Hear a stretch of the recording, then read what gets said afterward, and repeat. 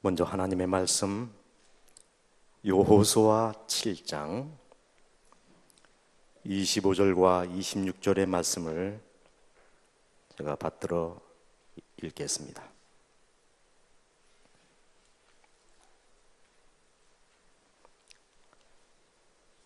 여호수아가 가로되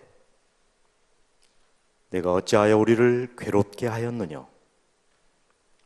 여호와께서 오늘날 너를 괴롭게 하시리라 하니 온 이스라엘이 그를 돌로 치고 그것들도 돌로 치고 불사르고 그 후에 돌 무더기를 크게 쌓았더니 오늘날까지 있더라.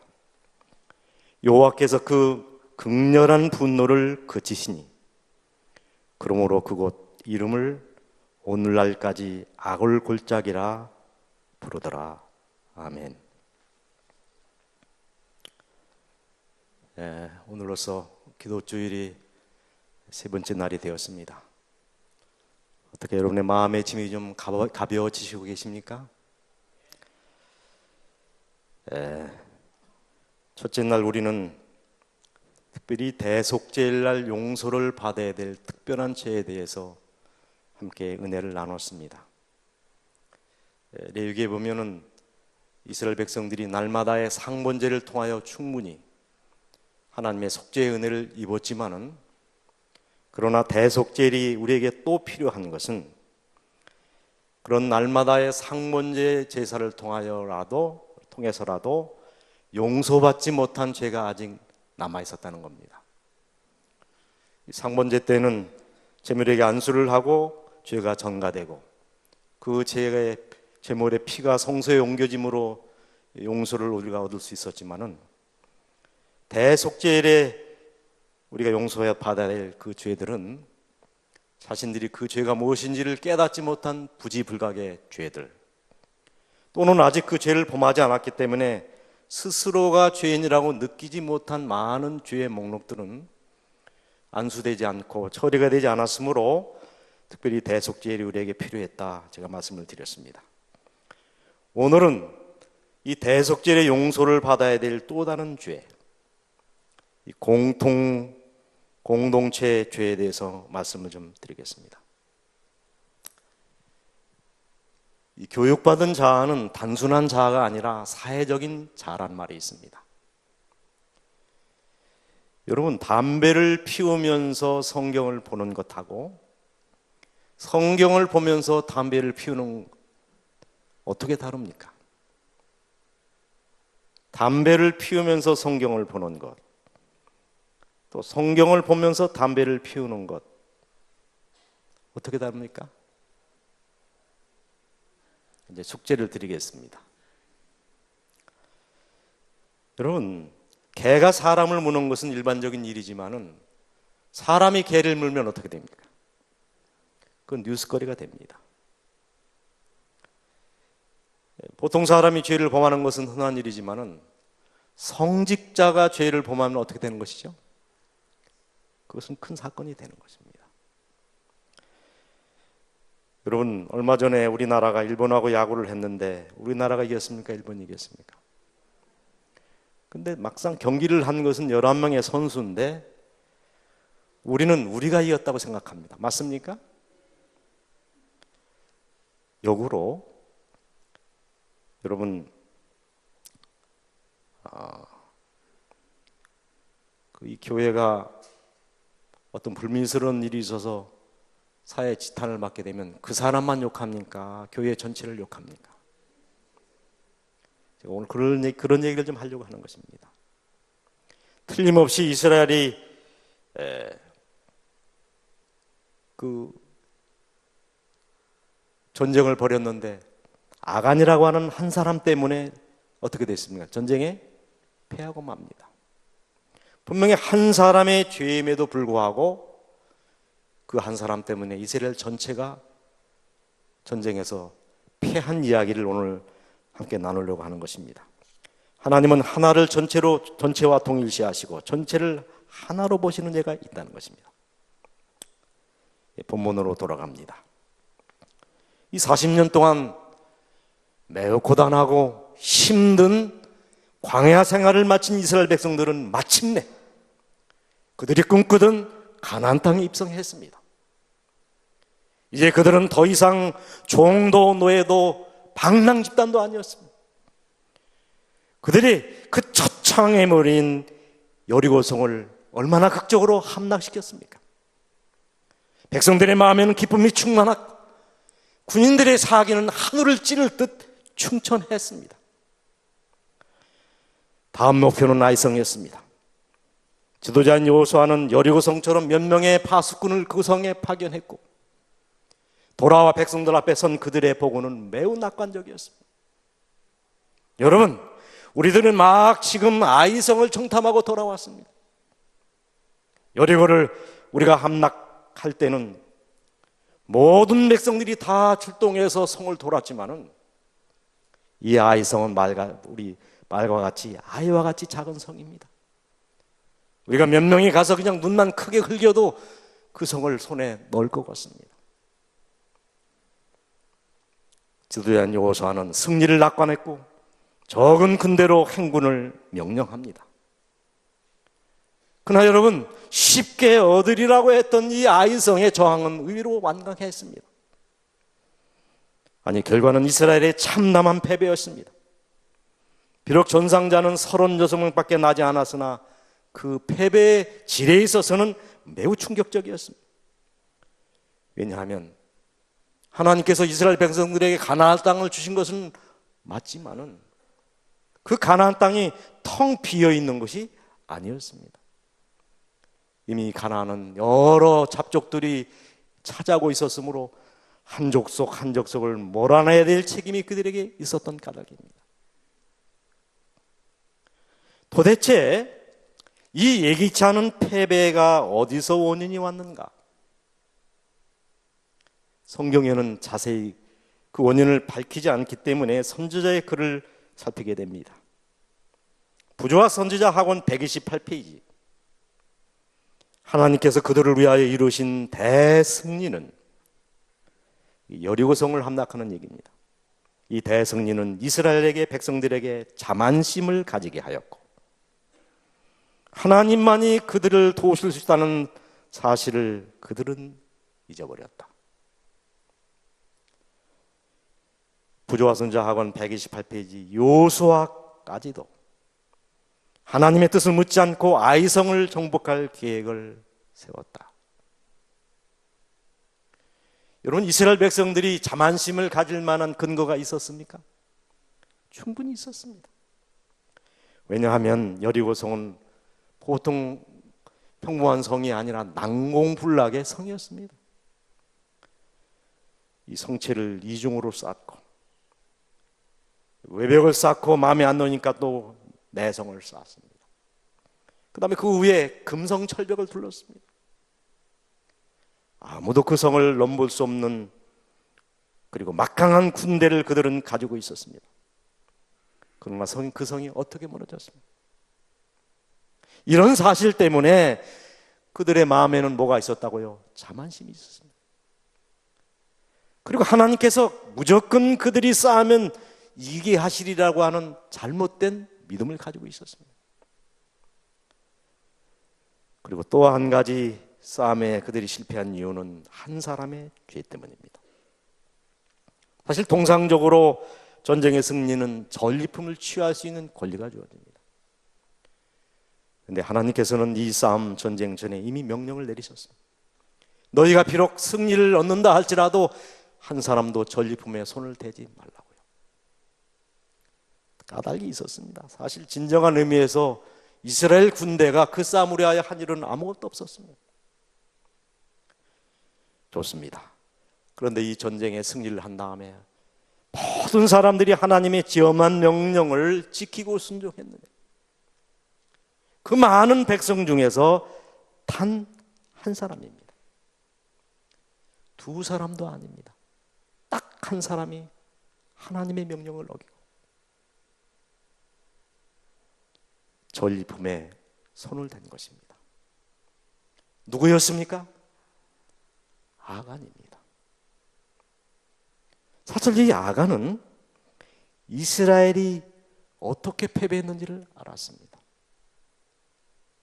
이 일로 말미암아 군인들이 얼마나 낙담해 있는지, 지도자인 여호수아가 얼마나 큰 슬픔에 빠져 있는지, 그리고 막 당장 하나님의 명령에 의하여 그 범위를 색출하는 제비 뽑는 일이 시작됐다는 사실을 알고 있었어요.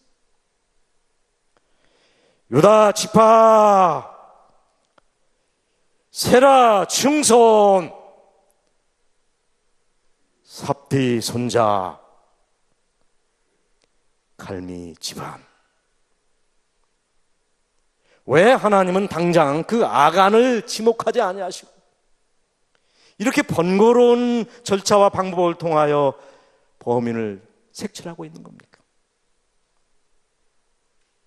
여러분, 이렇게 제비를 뽑는 순간이라 할지라도 아간이 자신의 죄를 하나님께 솔직히 고백하고 회개하기에 너무 늦지 않았다는 것입니다.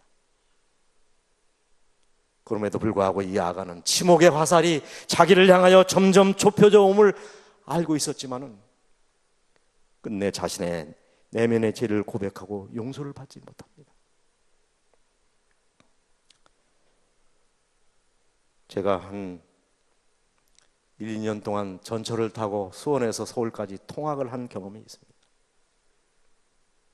근데 그때 7시 어간의 그 전동 열차는 서울역까지 다이렉트로 직통으로 내달립니다. 아마 출퇴근하는 우리 셀러리맨들을 위한 배려인 것 같습니다. 그 이른 시간에 때로 이제 시골에서 뭐 큰 짐을 진 어르신들이 전철을 이제 타게 되는데, 여러분, 전철이 문이 열리면은 단 3초 만에 임자가 다 정해집니다. 맞습니까? 뭐 다 젊은 사람들의 차지죠. 근데 제가 여러 번 그것을 목격했습니다. 자, 젊은 사람들이 이미 타고 있는데 어르신들이 오면은 되게 3가지 타입의 반응이 있습니다. 용술처 타입입니다. 탁 일어나고 자리를 양보하는 젊은이들. 두 번째 타입은 자는 척하는 것입니다. 여러분, 자는 사람은 깨울 수 있지만은 자는 척하는 사람은 절대로 못 깨웁니다. 지금 이 아간이 하나님과 지금 어떻게 해요? 자는 척하는 정도가 아니고 세 번째 타입은 뭔지 아세요? 노인이 타면은 자는 척하는 것도 그나마 희망이 있는데요, 어르신들하고 눈싸움을 합니다. 어르신, 죄송하지만 저도 지난밤에 시험 공부는 하느라고 매우 지쳐 있습니다. 자리 양보하는 것은 노약자란 말이 있지 않습니까? 노인분들도 자리를 얻을 자격이 있지만은 약자인 저도 자리를 얻을 자격이 있습니다. 눈싸움 하는 겁니다. 여러분, 지금 이 아간이 감히 누구하고 눈싸움을 하고 있어요? 하나님입니다. 여러분, 바닷물이 깊어서 죽은 사람은 아무도 없습니다. 수영을 할 줄 몰라서 죽은 것입니다. 죄가 많아서 하늘나라 못 갈 사람은 아무도 없습니다. 하늘나라는 죄를 가장 많이 용서를 받은 사람이 가는 곳이기 때문에 그런 거 아닙니까? 참 불행한 아간입니다. 이스라엘이 마침내 아이성을 정복한 얘기를 우리는 그 다음 성경절에서 확인하게 됩니다. 아이성을 정복하고 세겜에서 길갈로 돌아왔을 때 그들은 이상한 한 대표의 방문을 받았습니다. 그들은 자신들을 소개하기를 자신들은 아주 먼 나라에서 왔는데 이스라엘 나라와 화친 조약을 맺고 화친하게 살고 싶다는 겁니다. 그들의 외모는 그들의 말을 증명이나 하듯이 그들이 품에서 꺼내 보이는 떡덩이는 곰팡이가 슬어서 먹지 못할 지경이 됐고, 그들의 행색은 정말 먼 곳을 여행해 온 사람처럼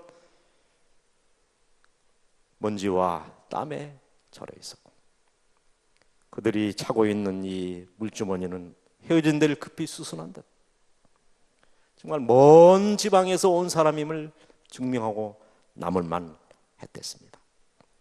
지도자 여호수아는 별 의심 없이 그들과 화친 조약을 맺습니다. 그런데 그들의 조약이 잘못돼 거짓이었음이 3일 만에 드러납니다. 기만당했음을 안 여호수아는 그들을 불러다가 놓아여 크게 다그칩니다. 그들은 먼 지방에 있는 사람들이 아니라 바로 이스라엘과 발을 맞추고 사는 기본 사람들입니다.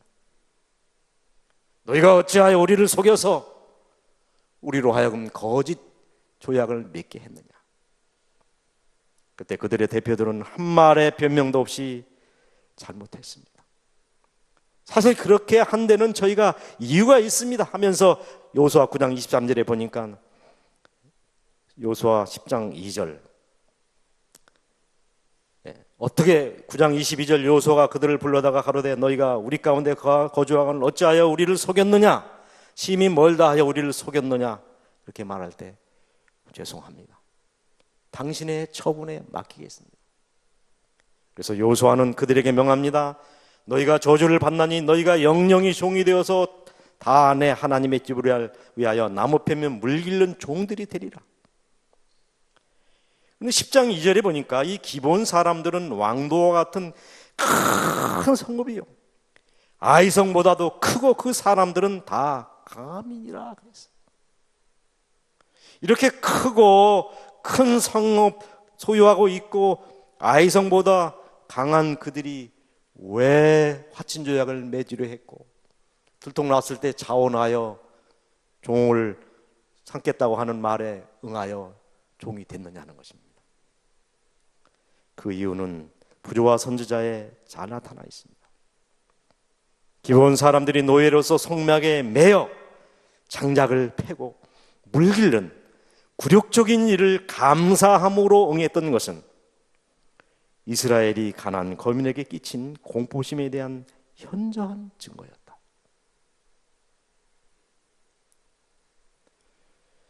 저는 빨갱이 안식교인입니다.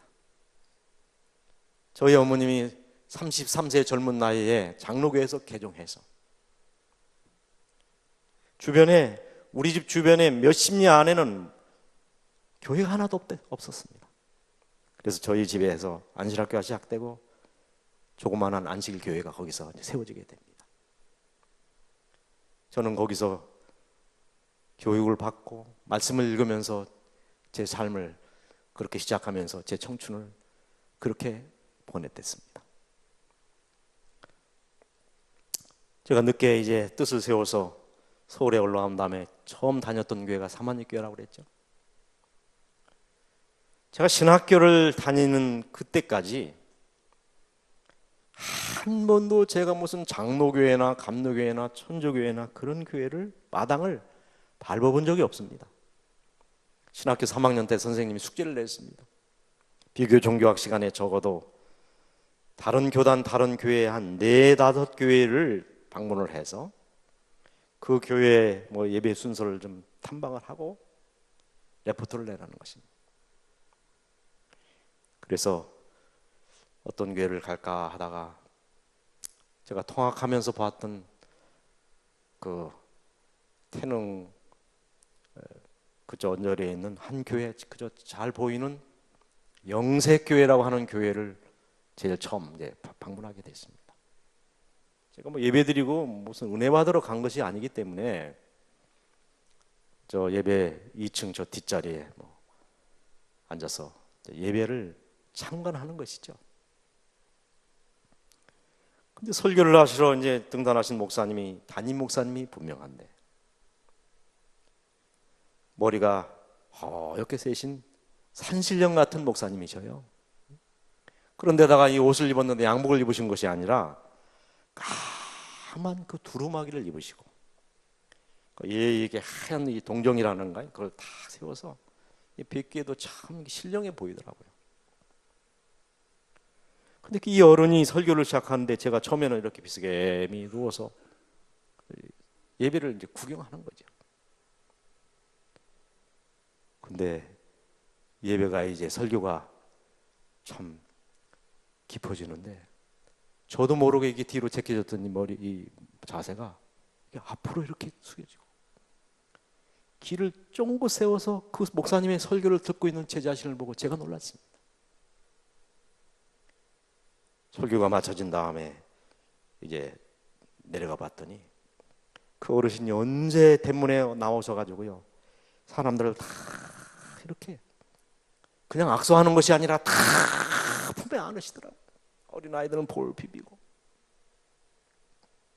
근데 알고 봤더니 내 탓이요라고 하는 그런 유명한 말을 만드는 책을 쓰신, 한때는 정치 깡패로서 이게 주름을 잡던 그런 사람이랍니다. 근데 그 어머님의 간절한 기도로 말미암아 회심을 하고 신학을 하고 목사가 된 사람입니다. 그 어머님의 무덤이 영색교회 바로 이게 들어가는 문 옆에 무덤이 하나 있는데 봤더니 그 목사님의 어머님의 묘입니다. 제가 고백합니다. 다음 주일이 됐는데요, 제가 그 영색교회를 가고 싶더라고요. 제가 두 번째는 영락교회를 갔습니다. 이미 여러 예배가 이미 진행되고 제가 11시 메인 그 예배에 좀 참여를 하려고 줄을 섰는데, 먼저 앞에 예배가 끝나고 그 다음에 줄 서 있던 사람들이 스위치를 해서 이렇게 만석을 이루는데 10분 만에 꽉 자리가 차더라고요. 말 한마디가 없습니다. 예배 전에 찬양이 드려지는데 저는 그렇게 아름다운 찬양을 들어본 적이 없습니다. 한국을 대표하는 무슨 유명한 교수들이 지휘를 하고 11시가 탁 됐습니다. 딩동댕능 1초도 틀리지 않습니다. 정확히 등단해서 헌금송이 드려지는데 곽신영 교수가 찬양을 부르더라고요. 아이고, 저거 보쌈에서 가져올 수만 있으면은요.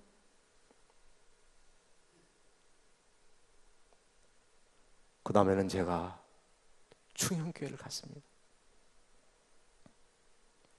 그분이 눈이 밝아가지고 그 김충인 목사님이요, 강남이 개발하기 벌써 10년 전에 금사라기 같은 그 땅을 헐값에 샀답니다.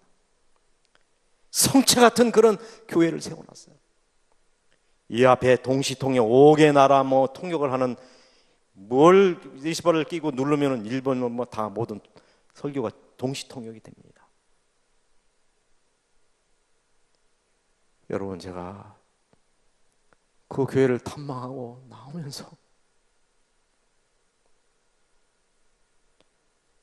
그 제가 성체를 붙잡고 울었습니다.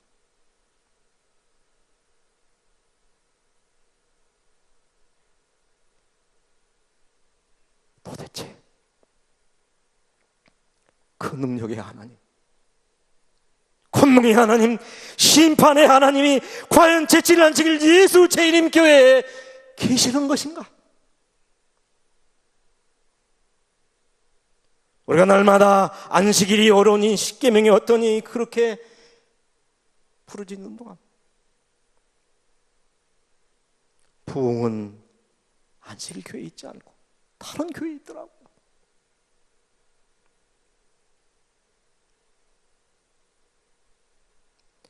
여러분, 안식일 교회가 축복받은 증거를 다른 교회보다 축복을 받은 증거가 있으면 여러분 저한테 말씀해 보시길 바랍니다.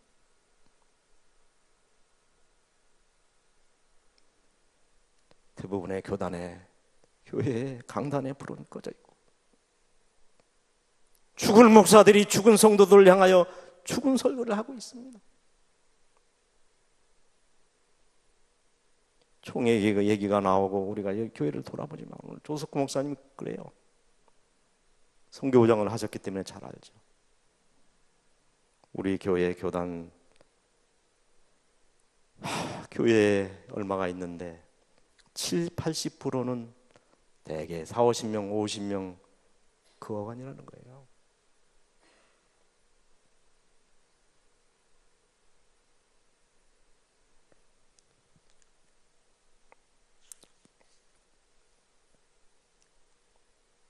케로케고는 이런 얘기를 했습니다. 예수 그리스도는 물을 포도주로 바꾸었다. 그런데 현대 교회는 더 엄청난 일을 저질렀다. 포도주를 물로 바꿨다. 이 말을 받은 어떤 신학자는 현대 교회는 한 걸음 더 나아가 포도주를 닮았던 항아리마저 깨뜨렸다. 그래서 그 깨어진 항아리 조각으로 서로 찌르고 서로 괴롭히고 있다고 그랬습니다. 우찌무라 간주는 이런 말을 했습니다. 나는 가룟 유다가 부럽다.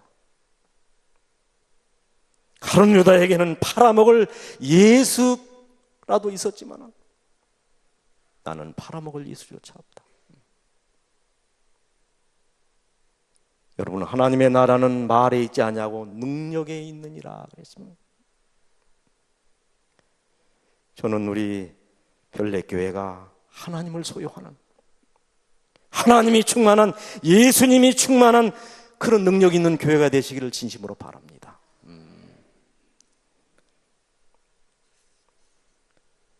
기본인들이 이스라엘에게 굴복한 일로 가나안 왕들은 크게 당황합니다.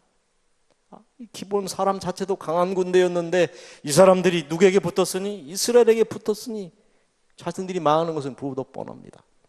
그래서 자기들끼리 동맹을 한 다음에 이스라엘과 화친한 기본 나라를 공격하는 겁니다.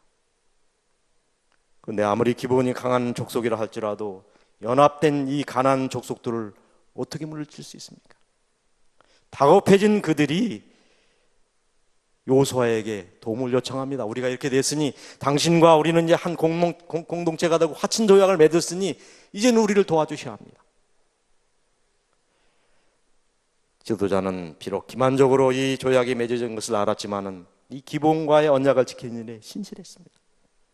그래서 이 기본을 돕기 위한 전쟁 이야기가 요수아 10장에 기록되어 있는데 이 전사는 성경에 기록된 많은 전쟁 이야기 중에서 가장 혁혁한 전사입니다.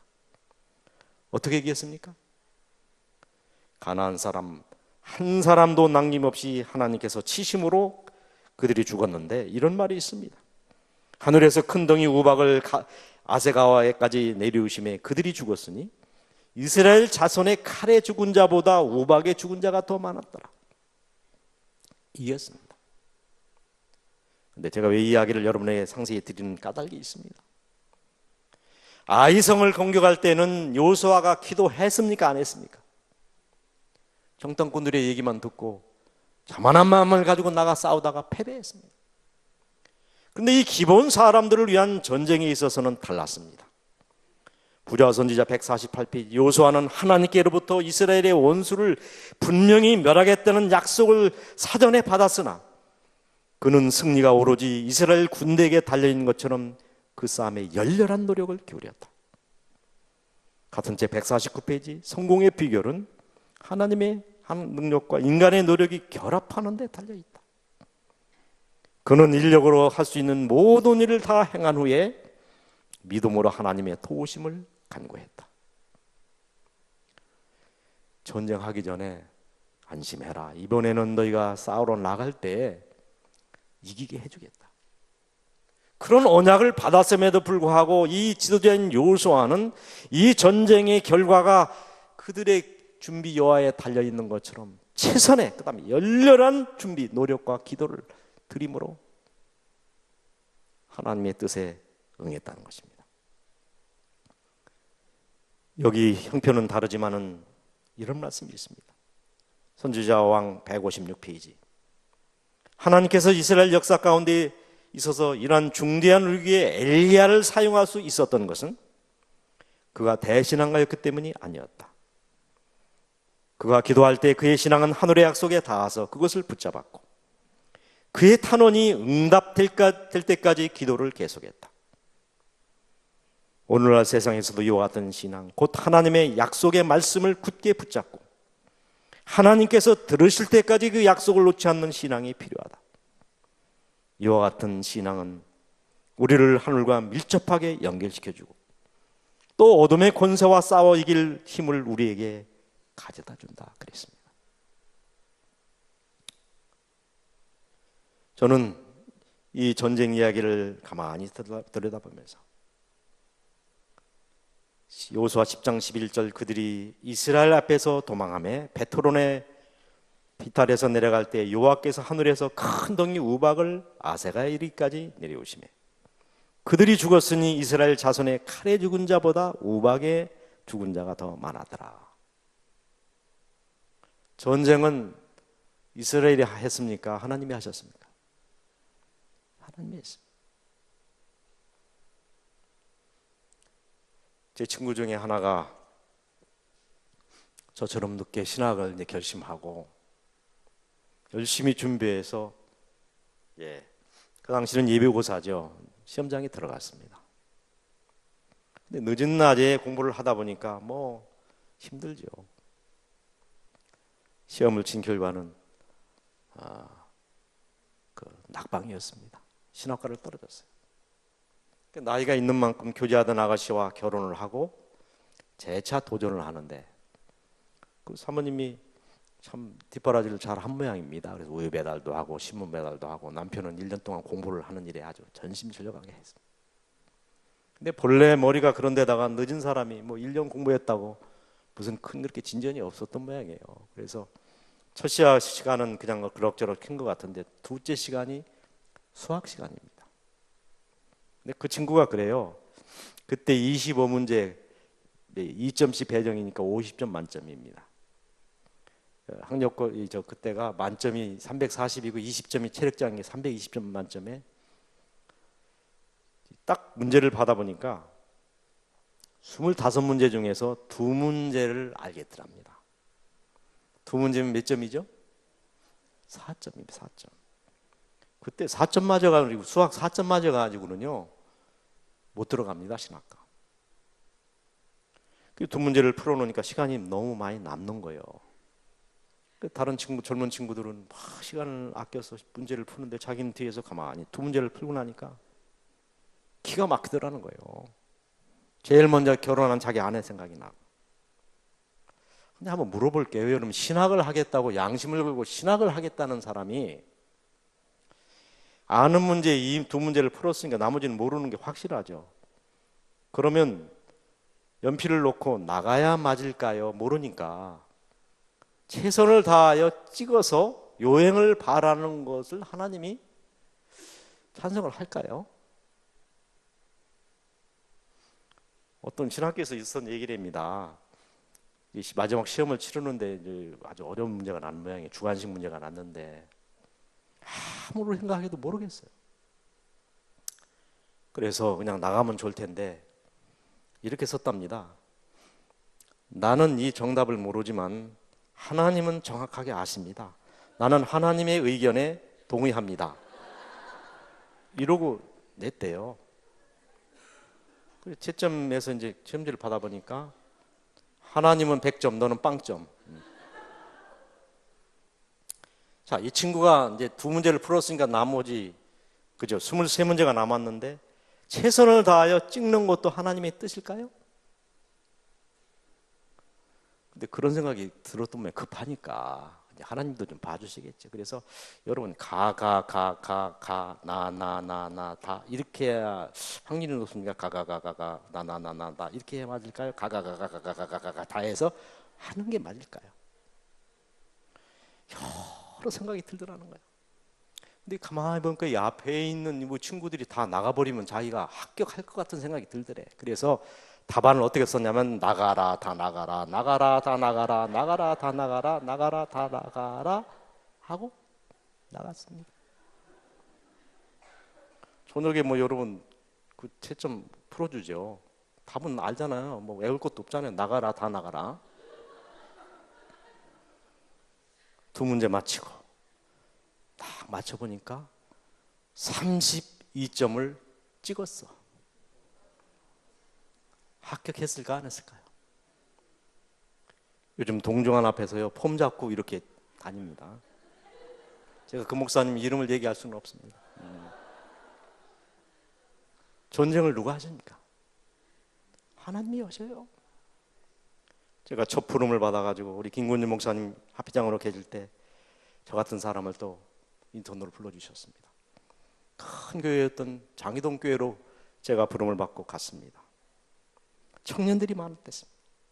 그때 우리 특창하신 장원희 사모님도 청년으로 그때 저희 교회를 나왔던 것 같습니다.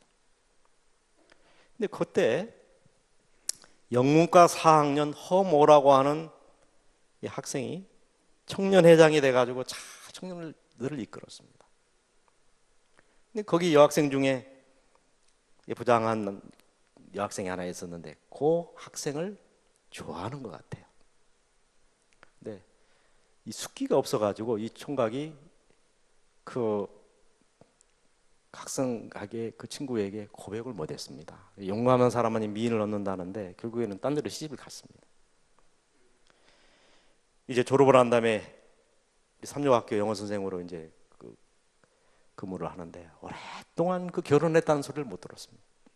근데 제가 연수원에 가가지고 한참 후에 이제 결혼한 그 저기를 만나서 이제 식사도 하고 그랬댔습니다. 어떻게 결혼했냐 물어봤어요.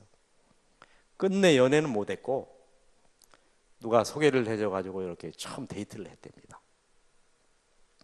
근데 처음 만나서 이제 그 기사도를 발휘해서 그 아가씨네 집까지 발휘해주고 발휘해주는 김에 뭐 끝까지 하자 그래가지고 엘리베이터를 탔답니다. 그 타는 순간 엘리베이터가 고장이 났습니다. 그래 덜커덩 하는 바람에 이 뾰족고들을 심은 이 아가씨가 쓰러지니까 딱 이렇게 아는 거예요. 그렇게 될 수밖에 없잖아요. 근데 엄마가 이제 소문을 들었습니다. 그 허 선생이 다 품성도 좋고 목사님 아들이고 다 좋은데 박력이 없다더라 이런 얘기를 들었는데 이제 자기 딸이 데이트로 갔으니까 묻지 않았겠습니까? 어땠니? 그러니까 엄마 말도 하지 마. 방금 엘리베이터 안에서 아무도 없는데 나를 꽉 깨어놨다고. 여러분 꽉 깨어하는 겁니까? 덜커덩해서 이렇게 한 겁니까? 그러니까 엄마가 어때요? 이 박력이 있는 사람이 없는 사람이에요. 너 좋아하는 거 확실하니까 박력이 있으니까 해라. 그래가지고 결혼했다는 거야. 전쟁은 여러분 누가 하는 겁니까? 하나님이 하시는 거예요. 깨어 기도하라. 이것이 일하는 방법이다. 자, 그 말씀을 늘 기억합니다. 여러분 다윗과 골리앗의 싸움은 싸움이 안 되는 싸움입니다. 누가 이겨야 합니까? 누가 이겨야 됩니까? 골리앗이 이겨야 되죠. 골리앗은 싸움꾼입니다. 싸움꾼. 다윗은 전쟁의 전자도 모르는 초야의 목동입니다.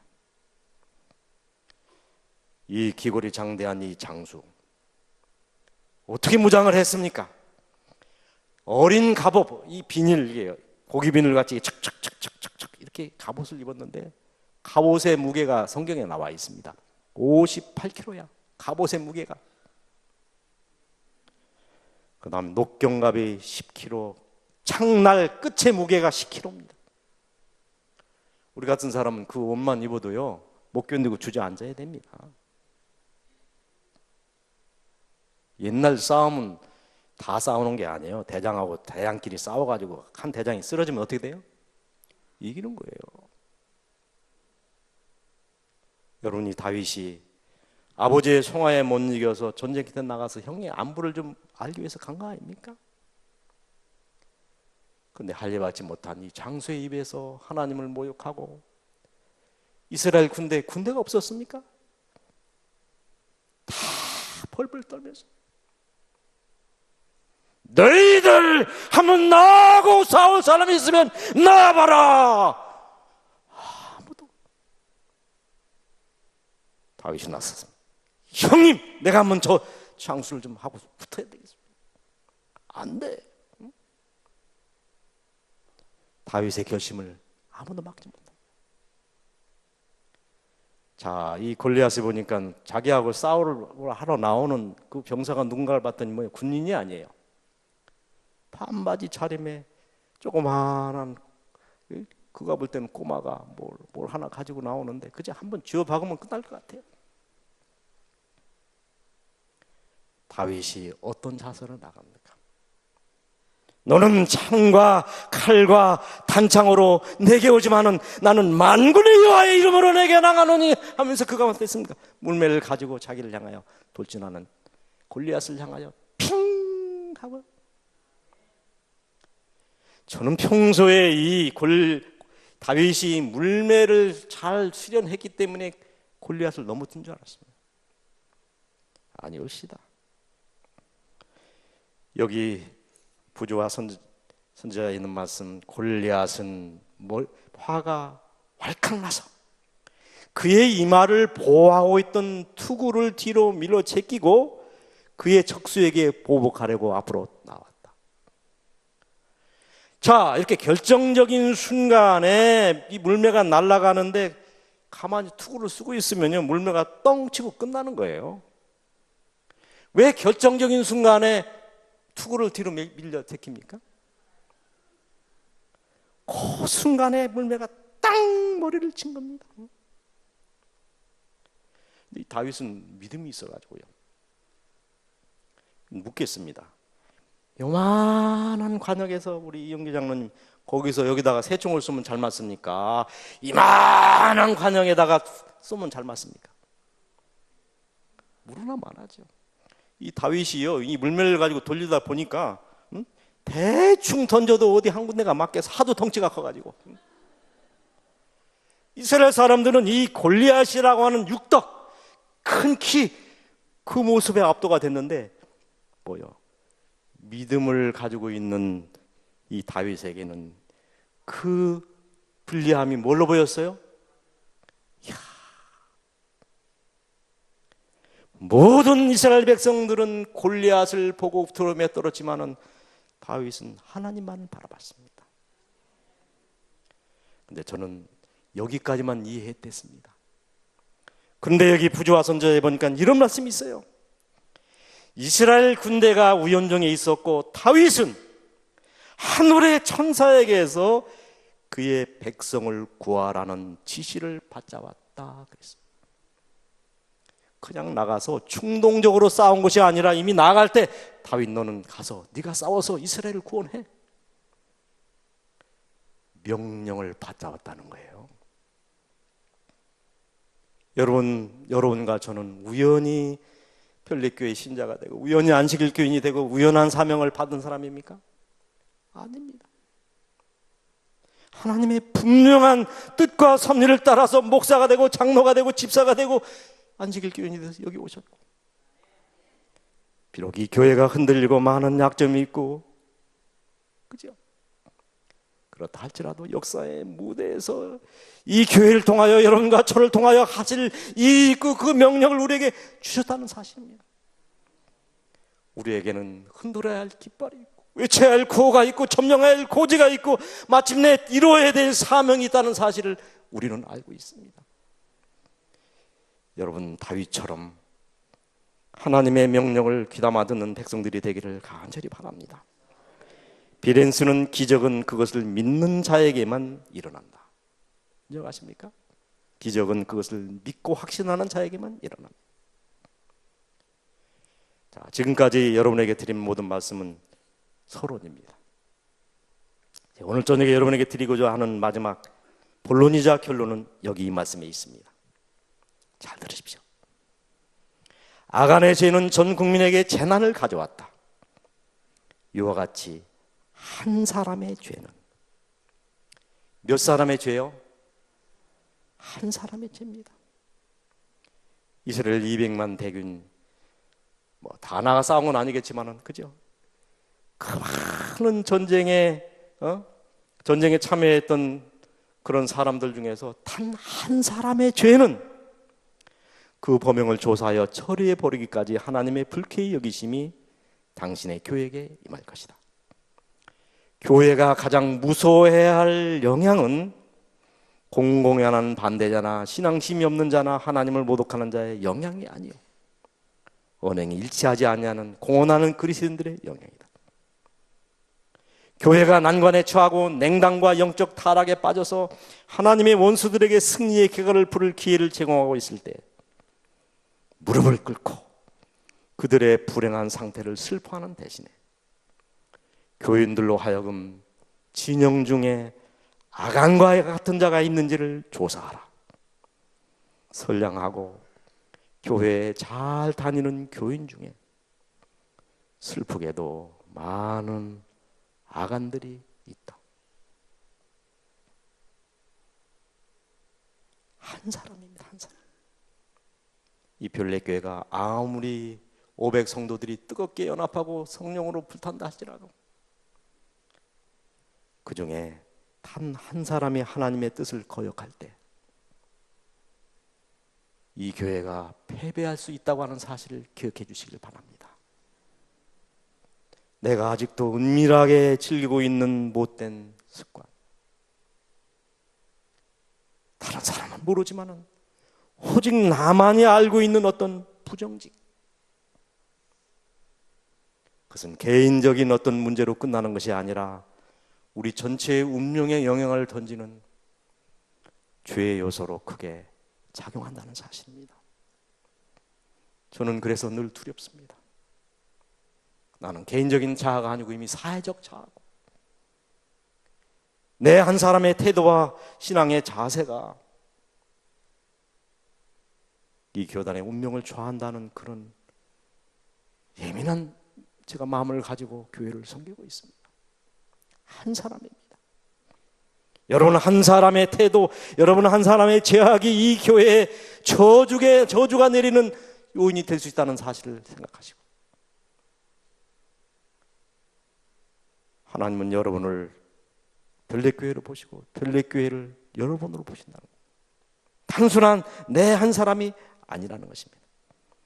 초기 문제 120페이지, 나는 한 명의 성도라도 바르게 행하면 하나님의 발을 움직일 수 있으나 아무리 수가 많다 할지라도 바르게 살지 아니하면 연약하여 아무 영향도 끼칠 수 없음을 보았다.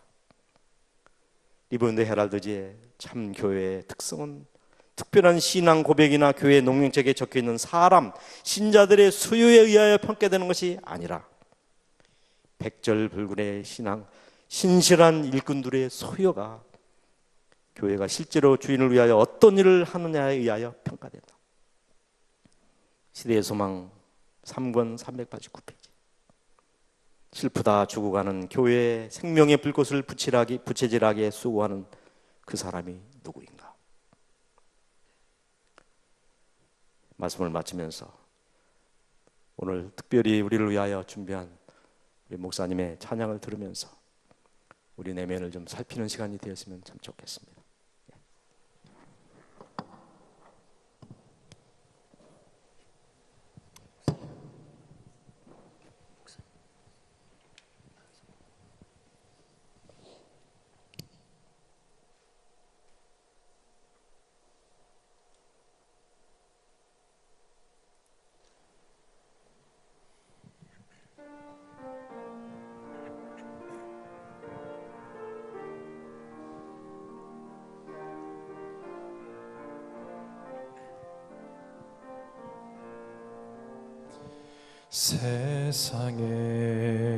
세상에서 방황할 때 나 주님을 몰랐네. 내 맘대로 고집하면 온갖 죄를 저질렀네. 예수여, 이 죄인도 용서받을 수 있나요? 벌레만도 못한 내가 용서받을 수 있나요? 많은 사람 찾아와서 나의 친구가 되어도 병든 몸과 상한 마음 위로받지 못했다오. 예수여, 이 죄인을 불쌍히 여겨 주소서. 의지할 것 없는 이 몸 위로받기 원합니다. 이 죄인의 애통함을 예수께서 들으셨네. 못자국 난 사랑의 손 나를 어루만지셨네. 내 주여, 이 죄인이 다시 눈물 흘립니다. 오 내 주여, 나 이제는 아무 걱정 없습니다. 내 모든 죄 무거운 짐 이제 모두 다 벗어내. 우리 주님 예수께서 나와 함께 계신다오. 내 주여, 이 죄인이 무한 감사드립니다. 나의 몸과 영혼까지 주를 위해 바칩니다. 주를 위해 바칩니다.